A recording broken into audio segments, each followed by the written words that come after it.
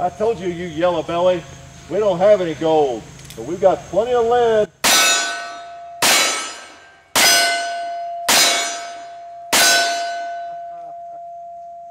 And you just got some of it. All right, Wild Bill Hickok here. Yep, it's me, Wild Bill Hickok, with my 45s. Thought I'd dress up a little bit today and do a little video on guns of the Wild West. The single action Colt was probably the most common handgun in the Wild West, although there were many others. I'm well aware of the Smith & Wessons and some of the others, and Remingtons. The double barrel shotgun was very, very common. And then the lever action and the 1873, which you'll see here in a second. All right, so the Colt single action, the reason it's single action is, remember, you've seen this in my other videos, you have to cock it before it'll fire. Now this is unloaded. In the interest of time, I'm going to go ahead and point it down range, pull the trigger, click. Now this gun will not fire unless the hammer is cocked. That's why it's called a single action. It'll fire one way. You know, you've got to cock it before it'll fire. I can pull the trigger all day, nothing happens, right? So unlike a modern police revolver, you can pull the trigger and which actually cocks it, you know. And then of course a semi-automatic, which is completely different, right? So this is the old single action. This was called the single action, the Colt Single Action Army, because it was adopted by the military in 1873 in this configuration, in this length barrel, 7.5 inch. That's pretty much what it looked like. This one was made in 1971. It's a second generation Colt, but they really haven't changed much since 1873. Just minor little tweaks here and there. All right, Colt Single Action Army, fun to shoot. A blast. Now this is the gun that was the predecessor to the Colt Single Action Army. This is the old cap and ball, operated in some ways the same way. You half cock it and spin the cylinder, but you had to load it from the front. You know, you got this plunger tube and everything. You had to push the ball, pour the powder in here, push the ball down in there with this lever, and then put caps on all the nipples around for each chamber, and then cock it, and it was ready to go. This is a Civil War model right here. This was the 1860 Colt Army, and it was used in Civil War quite extensively. I believe there were, I don't know the number, hundreds of thousands of them I think made. So that's a very common gun. It was very common. The cap and ball from the 1840s up till about the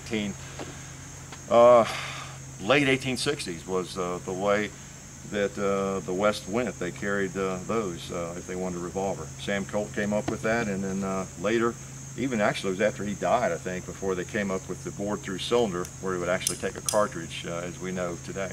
All right, so Colt Single Action Army. Let me fire just a couple more. I told you to get out of here.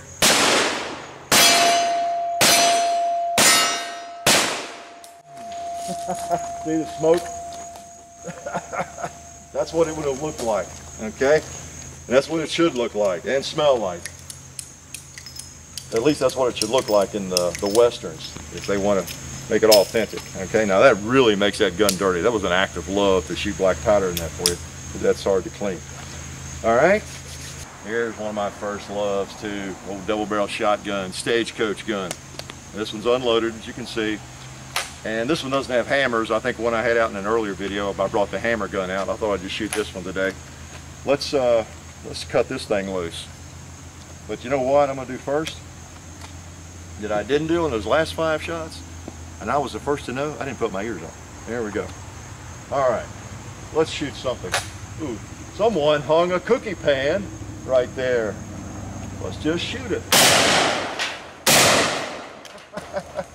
Let's shoot it again.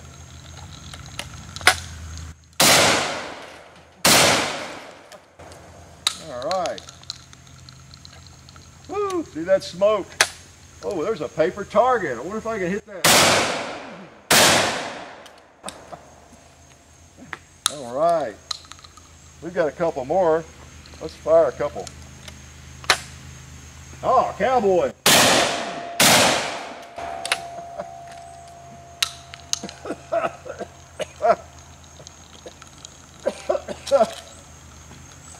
Can you imagine if you've seen the movie Open Range? They touch one of these off inside a saloon. Kevin Costner does, I guess, and it really sounds authentic. And there is quite a bit of smoke. And to me, that's one of the most authentic scenes, because when he shoots that sign inside the saloon, it's go boom, and the smoke bellows out. So they actually tried to simulate what I just did with it right there. But inside a building, can you imagine how smoky it just got here? So the old shotgun is fun to shoot. Now that barrel's really warm. Black powder heats it up a great deal. And then the other gun that is just synonymous with the Wild West is a lever gun. This is an 1873 Winchester. It's actually Uberti, but this is the 1873. And this is the gun that they ought to be carrying in most of the Westerns, where they're carrying an 1892 Winchester. John Wayne carried an 1892 Winchester in almost all of his Westerns, I think, even though the setting was supposed to be prior to 1892, but that's all right. But this is the gun that when it came out in 1873, it just stormed the market, and it's everybody's loved this gun, and it's fun to shoot. Let's load him up.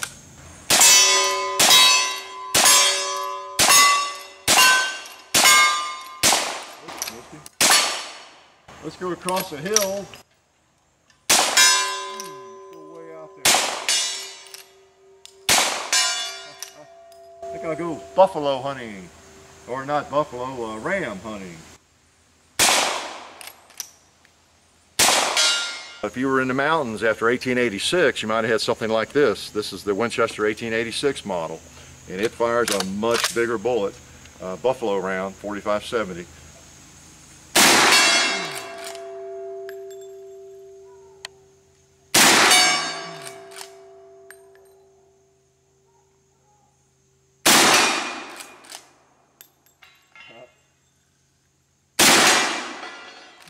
Oh, there's one more. Let's go for the buffalo over there.